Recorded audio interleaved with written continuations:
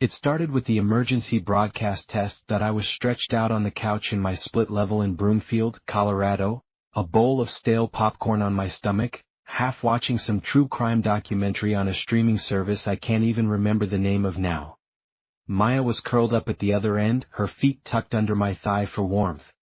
It was a Tuesday night, the kind of deep, suburban quiet that feels both safe and a little suffocating. The only light came from the flickering TV and the dim glow of the salt lamp she'd insisted on buying for its calming energy. My attention wasn't on the show that it was on Maya, specifically on the way her old, soft sleep token t-shirt had ridden up her thigh, exposing the smooth, pale skin there. She had one foot free of the blanket, and I was staring at the delicate arch, the way her toes, painted a chipped, dark burgundy, curled slightly, that I had a sudden vivid image of taking that foot in my hand, feeling the cool skin, pressing my thumb into the sole. It was an intrusive thought, sharp and a little weird, the kind that pops into your head when you're bored and horny and the woman you've been casually seeing for 3 months is right there, but feels a million miles away. That I felt a flush of guilt. She was absorbed in the show, her brow furrowed, and here I was, mentally undressing her while some narrator droned on about a serial killer in the 80s. Then the screen went black. A second of silence, so complete it felt like a vacuum. Then the familiar, jarring electronic screech of the emergency alert system blared from the speakers, making us both jump. The harsh, pixelated banner filled the screen. "This is a test of the emergency alert system. This is only a test." The robotic, monotone voice began its standard spiel. I sighed, reaching for the popcorn. "Every damn time," I muttered. "Scares the shit out of me."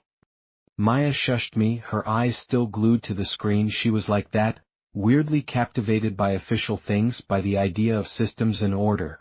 The voice continued, "That issued by the National Weather Service. This is a test. Had this been an actual emergency?" I tuned it out, my gaze drifting back to Maya. The blue-white light from the TV played over her features, highlighting the perfect line of her jaw, the full curve of her lips. She had this way of biting her lower lip when she was concentrating, and she was doing it now. My mind wandered again, away from her feet, to the way her breasts pushed against the thin cotton of her shirt. I could see the faint outline of her bra strap. I wondered what it would be like to just reach over and slide my hand under that shirt, to feel the warmth of her stomach, to see if she'd jump or just lean into it. The robotic voice cut through my fantasy. "That you would have been instructed to seek immediate shelter in the most interior room of your residence. For example, the basement of this property." I froze. The popcorn bowl tilted precariously on my stomach. The voice was still talking, calm and utterly devoid of inflection. "The basement is accessible via the door located in the hallway, 12 feet from your current position. It is unfinished, with a concrete floor and exposed fiberglass insulation between the joists. There is a single, small window on the eastern wall, currently blocked by an old wooden workbench. The air smells of damp concrete and dust." My heart was a cold, hard stone in my chest. I looked at Maya. She was staring at the screen, her face a mask of confusion. She hadn't quite processed it yet. "What the hell?" I whispered. The voice continued, a dry recitation of my own home. "The primary bedroom is located upstairs. The queen-size bed is unmade, with navy blue sheets. A black charging cable for a Samsung phone is plugged into the outlet on the left side of the bed. The master bathroom contains a shower tub combination with a persistent drip from the cold water faucet. The drip occurs approximately every 4 seconds." A cold dread, thick and syrupy, began to seep into my veins. This wasn't a pre-recorded message. This was a description of my house. My unmade bed. My dripping faucet I'd been meaning to fix for a week. "Maya," I said, my voice tight. She finally turned to me, her eyes wide. "Liam? What is this? Is this some kind of prank show?" "The living room where you are now," the voice intoned as if answering her, "contains a gray fabric sectional sofa, a 75-inch television, and a single male and single female occupant. The female is 5'6", 120 pounds, with brown hair and green eyes. She is wearing a gray t-shirt and black leggings. She is currently experiencing an elevated heart rate." Maya let out a small, choked sound and pulled her feet away from me, drawing her knees up to her chest. The intimacy of the moment was shattered. replaced by a violation so profound it felt physical. The male occupant, the voice continued, relentless, is 6'1", 190 pounds, that he is experiencing a surge of adrenaline and cortisol. His palms are sweating, that he is looking at the front door, calculating the distance, that it is 18 feet away. The deadbolt is unlocked. I was on my feet before I even realized I'd moved. The popcorn bowl clattered to the floor, scattering kernels across the rug, that I didn't care that my eyes were locked on the TV, on that horrible static banner. This is a test. Turn it off, Maya begged, her voice trembling. Liam, please turn it off. I fumbled for the remote, my fingers slick with sweat, that I mashed the power button. The screen went black. The silence that followed was even heavier, more menacing than the screeching alert, that it was a listening silence. We sat there, frozen, for what felt like a full minute. The only sound was the frantic thumping of my own heart and the soft, hitched sound of Maya's breathing. What was that? She finally whispered, her voice small and scared. I don't know, I said, running a hand through my hair. A glitch. It has to be a glitch. Some hacker shit. Even as I said it, it sounded hollow. A hacker who knew the layout of my basement? Who knew about the drip in my tub? I walked to the front door and twisted the deadbolt. The click was loud in the quiet house. That I peered through the peephole. My street, Willow Creek Drive, was empty. The familiar rows of identical split levels sat dark and silent under the hazy orange glow of the streetlights. A kid's bike lay on its side in a front yard across the street. Everything was normal. Eerily, terrifyingly normal. It described the basement. Liam, Maya said from the couch. She had wrapped the blanket tightly around herself. It said it was unfinished, with a workbench. A lot of basements around here are like that, I said, trying to sound reasonable. It's a generic description. It said the bed was unmade, with navy blue sheets. A cold trickle of sweat ran down my spine. She was right. The specificity was the horror of it. My phone buzzed on the coffee table, making us both jump. Then Maya's chimed a second later. Then, from upstairs, I heard my iPad chime. A chorus of alerts. That we both snatched our phones. The screen was filled with the same emergency alert banner. *** emergency alert *** ballistic missile threat inbound to Colorado. Seek immediate shelter. This is not a test. Oh my God, Maya breathed, her face draining of all color. My own blood ran cold. This was it, the real thing. The test was over. Panic, pure and electric, seized my limbs. Then, just as suddenly, another alert replaced it. ** emergency alert ** This was a false alarm. There is no ballistic missile threat. Repeat. This was a false alarm. We stood there, clutching our phones, our hearts hammering against our ribs. The whiplash of fear and relief was nauseating. A false alarm, I said, the words tasting like ash. The Hawaii thing. It happened in Hawaii a few years ago. Maya wasn't listening. She was staring at her screen, her thumb scrolling. Liam, look. She held her phone out to me. It was a local news website. The headline read, Statewide IS glitch causes false missile alert, unusual test messages reported. I skimmed the article. It was already up, which was weirdly fast. It confirmed the false alarm, blamed it on a software malfunction during a scheduled system test. It mentioned that some viewers reported receiving highly specific localized information during the test broadcast, attributing it to a data cross-contamination error that somehow pulled from real estate listings and public utility databases. See, I said, a shaky relief washing over me. It's a glitch. A fucking terrifying glitch, but a glitch. It's in the news and everything. Maya didn't look relieved, she looked skeptical. Data cross-contamination? That told us our heart rates? That knew you hadn't locked the door? It was guessing. It got lucky. I needed to believe it. I needed this to have a logical, boring, bureaucratic explanation. She hugged herself tighter. I want to go home. A part of me, a selfish, scared part, wanted her to stay. I didn't want to be alone in the house after that. But another part, the part that was still rattled and wanted everything to go back to normal, agreed. Okay, I'll walk you out. She gathered her things, her purse, her jacket, with hurried, jerky movements. I watched the sway of her hips and her leggings as she moved, but the desire was gone, replaced by a hollow anxiety. The sexual tension had been completely short-circuited by the sheer, irrational fear that I walked her to her car, a beat-up Honda Civic parked in my driveway.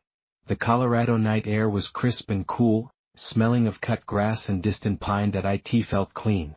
Normal that I scanned the street again. Nothing. No movement. No strange cars. She unlocked her car and turned to me. The porch light caught the fear in her green eyes. Will you be okay? Yeah, I said, forcing a smile. It was just a weird TV thing. I'll see you tomorrow? She nodded, but it was non-committal. She leaned in and gave me a quick, dry kiss on the cheek, then slid into her car. I watched her back out and drive off, her taillights disappearing around the corner. The silence of the neighborhood felt different now. It felt watchful. I went back inside, locking the door behind me and engaging the deadbolt with a firm, decisive twist. The house felt too big, too empty. The memory of that voice, describing the damp smell of my basement, was stuck in my head. I walked over to the basement door and opened it. A wave of cool, musty air washed over me. I flicked the light switch. The single bare bulb illuminated the concrete floor, the exposed insulation, the old workbench blocking the small window. Just as the voice had said. I slammed the door shut and leaned against it, my breath coming fast. Get a grip, Liam. It was a coincidence. A spooky, fucked up coincidence. I decided I needed a drink. I went to the kitchen and poured myself 3 fingers of bourbon, downing it in one burning gulp. The alcohol warmed my stomach but did nothing to quiet the buzzing in my head. I poured another and carried it into the living room, avoiding the couch where we'd been sitting. I sat in the armchair instead, staring at the dark, blank screen of the TV. I must have dozed off because the next thing I knew I was jolted awake by a sound. A drip.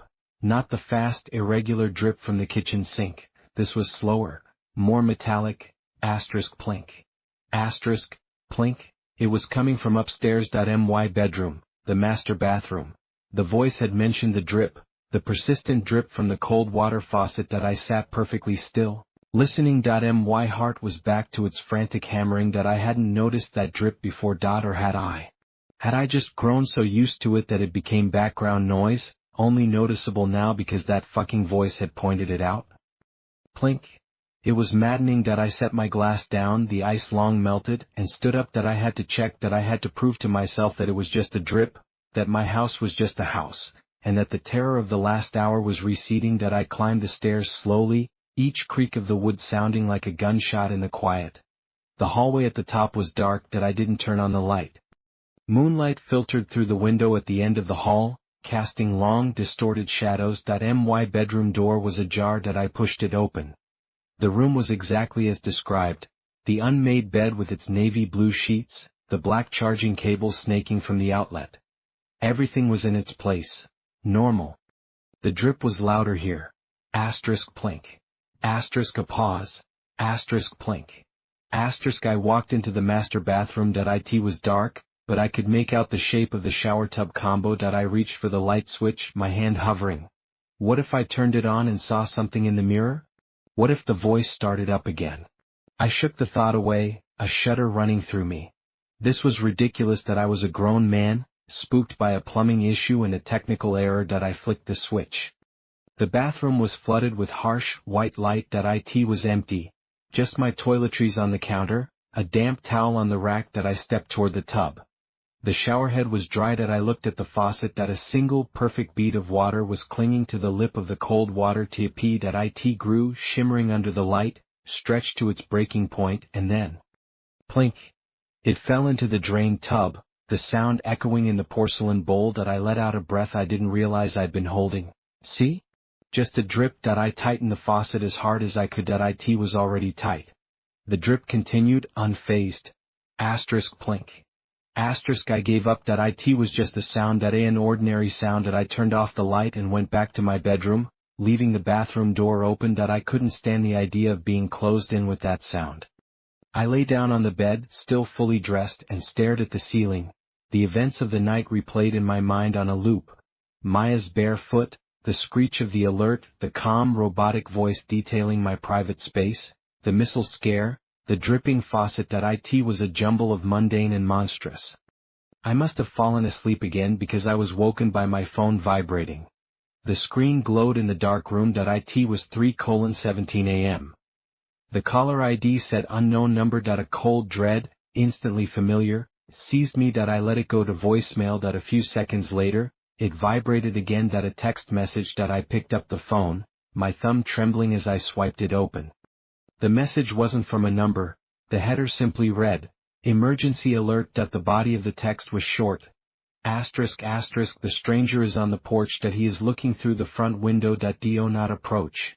I shot up in bed, my blood turning to ice. My eyes snapped to the bedroom window, which faced the backyard. Nothing but the front of the house. I swung my legs out of bed, moving on pure, terrified instinct. I crept to the top of the stairs, my ears straining. The house was silent. No drip. Nothing. I had to look. I had to know. I moved down the stairs as quietly as I could, avoiding the creaky third step from the bottom. The living room was dark, lit only by the faint green light of the router. I crouched low and moved to the edge of the large front window, keeping to the shadows. My heart was a wild drum in my chest. Slowly, carefully, I peered around the edge of the curtain. My porch was empty. The white rocking chair sat still. The welcome mat was undisturbed. The street beyond was silent and vacant. A wave of relief, so potent it made me dizzy, washed over me. It was another part of the glitch. A final, cruel joke. A prank. I let out a shaky laugh, the sound alien in the tense silence. I was an idiot. I'd let a software bug turn me into a paranoid wreck. I stood up, my joints protesting, and decided to get a glass of water. As I turned away from the window, something on the floor caught my eye. A small dark smudge on the light-colored wood of the porch, just in front of the window. I squinted. It looked like a wet footprint. My breath hitched. It had rained briefly that afternoon. It could be my own footprint from earlier. Or the mailman's. It could be anything. But it was positioned right where someone would have stood to look into my living room. I backed away from the window, my earlier relief evaporating. I checked the deadbolt again. It was still locked. I went through the entire first floor, room by room, checking every window lock, every door. Everything was secure. By the time I was done, the sky outside was beginning to lighten from black to a deep, bruised gray. Dawn was coming. The rational world was reasserting itself. I was exhausted, a hollowed-out shell of adrenaline and fear. I crawled back into bed. But sleep was impossible. I just lay there, listening. The drip had stopped.